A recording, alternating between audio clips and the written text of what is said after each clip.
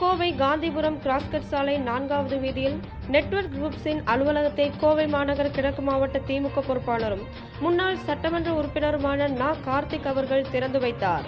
இந்நிகழ்வில் காந்திபுரம் பகுதி கழக திமுக பொறுப்பாளர் R.M. சேதுராமன், 51வது வட்டக்கழக பொறுப்பாளர் S. போஸ், நெட்வொர்க் குரூப்ஸ் நிர்வாகிகள் அப்துல் என்கிற சேட், ரியாஸ், அபு உள்ளிட்ட பலர் உடனிருந்தனர்.